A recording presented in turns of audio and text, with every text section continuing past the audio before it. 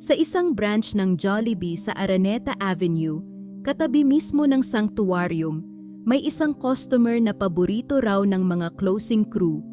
Hindi dahil mabait siya, kundi dahil wala ni isa sa kanila ang gustong lumapit sa kanya. Pare-pareho ang order niya.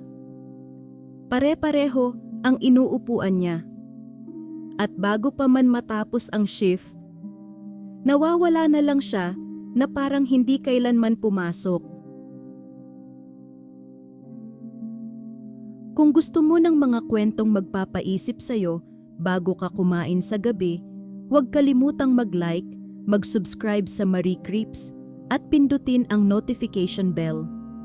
Simulan na natin.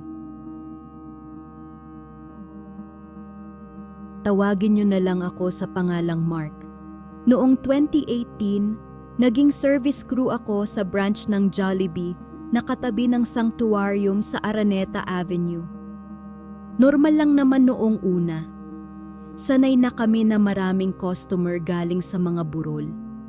Minsan, nakaitim pa ang suot nila at halatang pagod sa buong araw ng pakikiramay.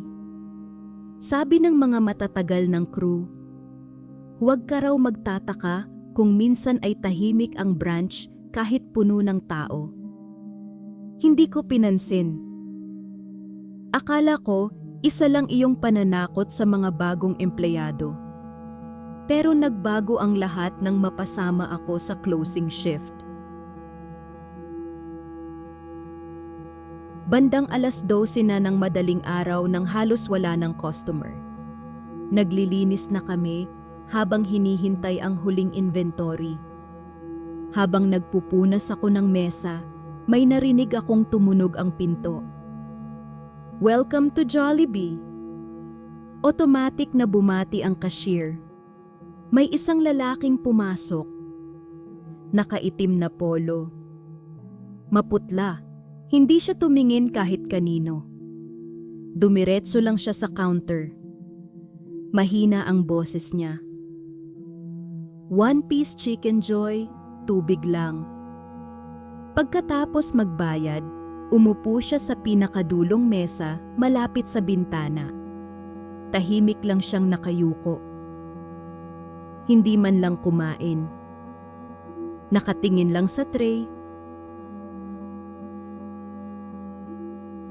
Lumipas ang halos 20 minuto. Napansin ng manager namin. Sir, pa-close na po kami? Walang sagot. Ako ang inutusan para lapitan siya. Pagdating ko sa mesa, wala ng tao. Pero, nandoon pa rin ang tray. Mainit pa ang chicken joy.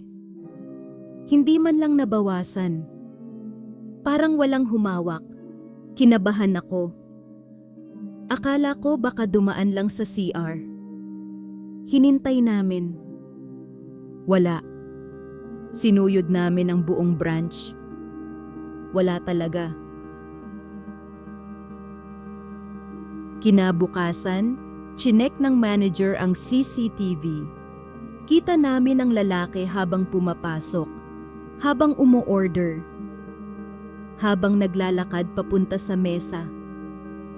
Pero pag-upo niya, bigla na lang siyang naglaho.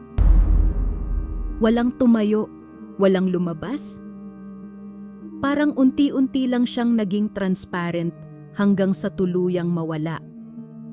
Tahimik ang buong staff room habang pinapanood namin ang replay.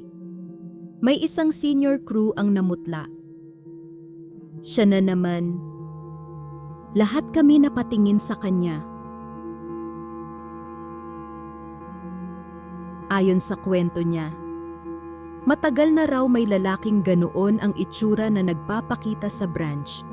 Laging madaling araw. Laging chicken joy ang ino-order. Tubig lang ang inumin. At hindi raw talaga iyon kumakain. Sinasabing dati raw itong bantay sa isa sa mga funeral home sa hilera ng Araneta Avenue.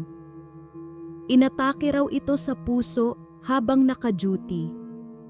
Simula noon, May mga pagkakataong bumabalik daw ito, hindi sa funeral home, kundi sa Jollibee. Hindi ako naniwala hanggang sa isang gabi. Ako ang naka-assign sa drive-thru window. May pumasok na order. 1-piece chicken joy, tubig, eksaktong order ulit. Pag-abot ko ng tray, walang sasakyan, walang motor, walang tao, pero lumabas ang resibo, bayad, cash, eksakto ang sukli. Napatingin ako sa manager. Siya mismo ang lumabas para tingnan. Walang kahit ano sa labas. Tahimik lang ang kalsada. Sa di kalayuan, tanaw ang ilaw ng sanktuaryum. Akala namin doon na matatapos. Pero habang nagbibilang kami ng benta bago magsara, may isang resibo ang lumabas sa printer. Hindi iyon galing sa cashier. Automatic itong na-print. Order number 143. 1-piece chicken joy. Water, dine-in. Status, served. Ang oras, alas 12:13 ng madaling araw. Eksaktong oras ng pagkamatay ng dating bantay ayon sa senior crew. Mas lalo akong kinilabutan nang mapansin kong walang bayad na pumasok sa sales report. Pero may isang tray na nawawala sa inventory. Makalipas ang ilang buwan, nag-resign na rin ako. Hindi dahil sa multo, kundi dahil ayoko nang marinig gabi-gabi ang automatic greeting ng pinto kapag alam kong wala namang pumapasok.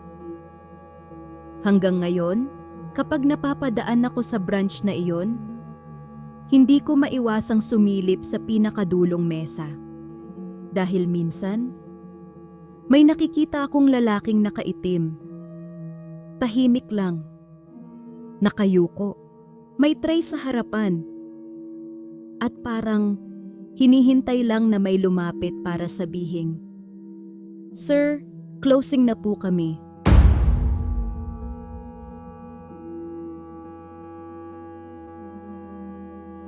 Ikaw, naniniwala ka bang may mga lugar na dinadalaw pa rin ng mga kaluluwang hindi pa tuluyang nakakaalis? O baka may sarili kang nakakatakot na karanasan sa mga restaurant, ospital, hotel, paaralan, o kahit sa lugar ng trabaho? Ibahagi ang kwento mo sa comments o ipadala ang buong karanasan mo sa Marie Creeps FB page. Baka ang kwento mo na ang susunod nating itampok dito sa Marie Creeps. Kung nagustuhan mo ang kwentong ito, huwag kalimutang i-like ang video, mag-subscribe sa Marie Creeps, at pindutin ang notification bell para lagi kang unang makapanood ng mga bagong kwentong katatakutan. Hanggang sa susunod, maraming salamat sa pakikinig.